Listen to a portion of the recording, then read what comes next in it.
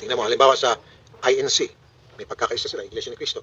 Kita mo, kinakatakutan, lalo ng mga politiko, nirespeto. Oh, dahil may pagkakaisa sila, pitikin mo yung isa sa amin, sige.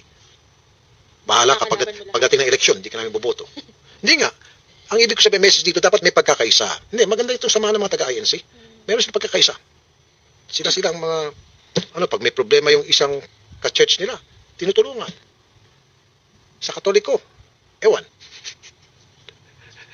Anyway, hindi ko talaga makakalimutan yung bang pagpupunta ko ng simbahan. Kaya kung minsan hindi lang pupunta sa simbahan, marami bang tukso. Oh, meron pa dyan yung, punta ko simbahan, yung gano'n. Ayun. Hindi, yung plunging neckline. Ayun, may makita-kita ka.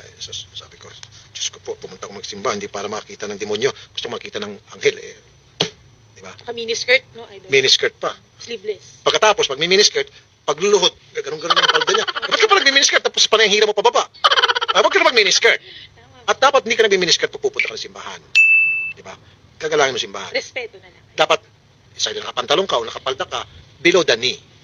Kung akong tatanungin. Ngayon, kung paglabas mo simbahan, kahit magpakita ka ng super miniskirt, nakita na yung puwit mo, panty mo, bahala ka may skandalo, mga skandalo, huwag lang sa simbahan. Respetuhin po natin yan. Although may mga simbahan na nakalagay doon, bawal na magsuot ng ganito, matitigas pa yung mga ulo. Pumunta ka sa mga ibang reliyon, Bawal. stricto. May malong pa yun, idol. Oo, totoo naman. Balit na balit. Kasi pupunta kayo sasamba kayo sa Panginoon. Nandun dapat respect. Habang maaari nga, dapat suot niyo yung pinakamaganda niyong damit.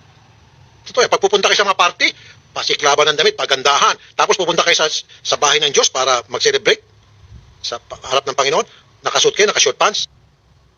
Sorry. Hindi nga. Pag sa mga party-party dyan, bibili mamahaling damit, lahat, alahas, pabango. Pero pag sa simbahan, ang suot nila, basura. Walang respeto sa Panginoon.